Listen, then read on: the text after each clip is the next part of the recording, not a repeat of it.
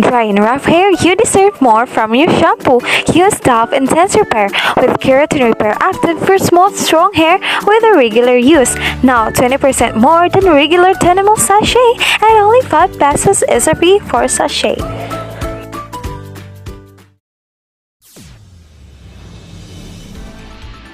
News with no bias.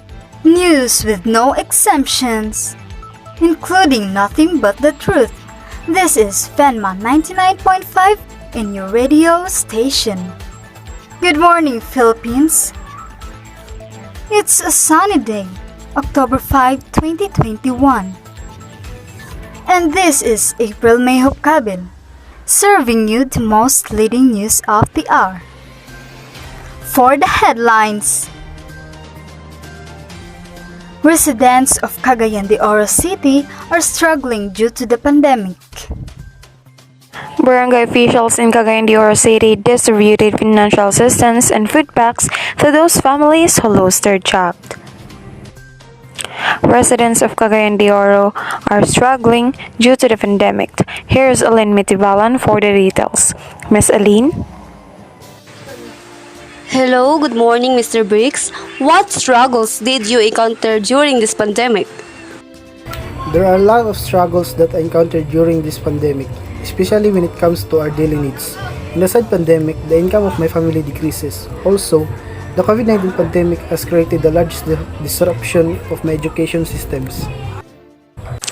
What different ways you do that will support your family's needs? While I'm studying, the different ways that I did to support my parents is even while I'm studying, I do part-time job to pay my tuition fee so that my parents can't struggle to find money to pay my school needs. Alright, thank you, Mr. Briggs. This is Ellen May Tibalan reporting. Thank you, Miss Aline. Here's Miss Rika for further information on how people in Cagayan de Oro provide their daily necessities amidst these adversities. Miss Rika? Barangay official in Cagayan de Oro established an activities for people who lose their job in this pandemic. Barangay officials in Cagayan de Oro implemented COVID-19 protocols by the help of frontliners. Thank you, Miss Rika. We will be right back with more news after these reminders.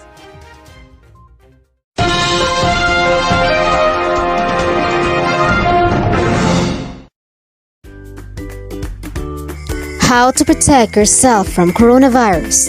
First, wear your face mask and face shield whenever you go outside. Next, maintain social distancing. Next, wash and sanitize your hands regularly. Lastly, get vaccinated. This reminder is brought to you by the Department of Health and the station. Ang pagpigil sa pagkalat ng virus ay nakasalalay sa inyong kamay. Stopping the spread is in your hand. This reminder is brought to you by the Department of Health and this station.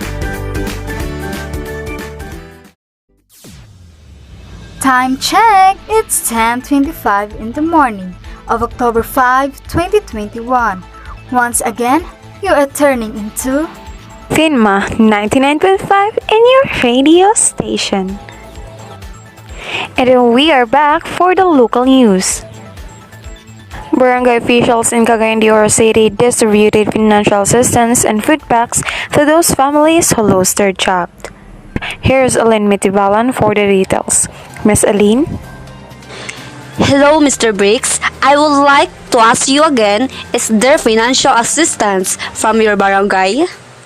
Yes, there is a financial assistance given from our barangay last August 6, 2021. That every family affected by the pandemic will receive the maximum of 4,000 pesos and this will be distributed house to house. Thank you so much, Mr. Briggs, for entertaining and responding us in this interview. Once again, this is Ellen May Tibalan reporting. For details, people in Cagayan de Oro find different ways to survive in this situation during this pandemic.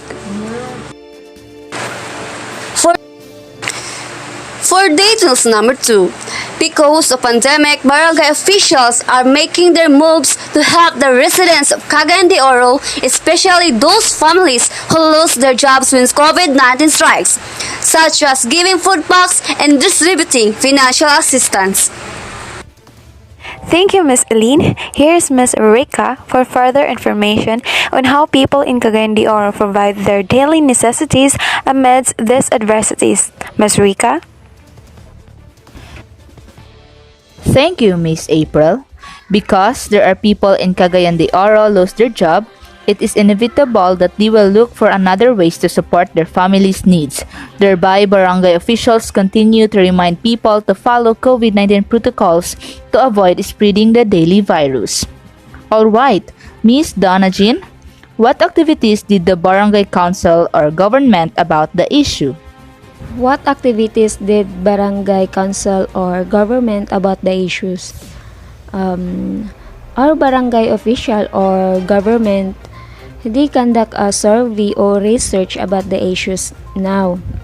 Also, the activities did of barangay official is about the safety of individual and announcements for safety also, barangay assembly, and the protocol for COVID, especially for financial assistance. Miss Donna Jean, we wanted to know what strategies implemented under barangay officials to disseminate the health information and protocols. Our barangay official or government declared information about the protocols for our safety and also to avoid the coronavirus. We all know that we cannot say the coronavirus if when it comes for us. But now, the most of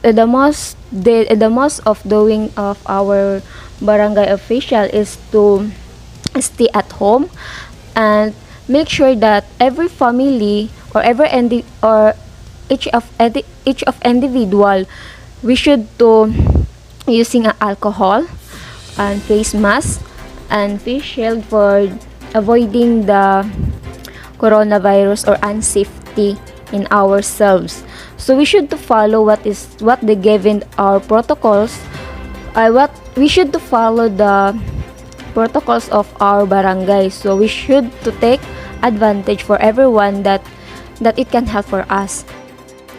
Now that we're having this misfortune situation, how can they provide their daily needs now that they have no job? Losing job is not easy. Like me, like my family, my mama, papa don't have a job. But my father have a sideline that we called habal-habal. Yes, my papa don't have a job, my mama don't have a job. But they find way. Because why I can talk that a defined way, because they give our provide our daily needs every day. Life is not easy, especially the impact of coronavirus right now. We should to be positive, patient, motivation, determination, and praying from the above, because that way can help us. You don't need to compare yourself for everyone, that you cannot compare yourself for those people to have a job, because they provide their daily needs and you is not. We need to be positive, or we need to be positive lang. Alright, thank you so much for entertaining our question, Miss Donna. I'm hoping and praying for everyone to be able to surpass all the situations we have. Keep safe, everyone. This is Rica Landera reporting. Thank you, Ms. Rika. And that's all the news we collected just for you. Thank you for listening and be safe always. News with no bias. News with no exemptions, including nothing but the truth. This is FENMA 99.5 in your radio station. This is Mary Jane Hiraldizo. And this is April May Hopkabin. Signing off.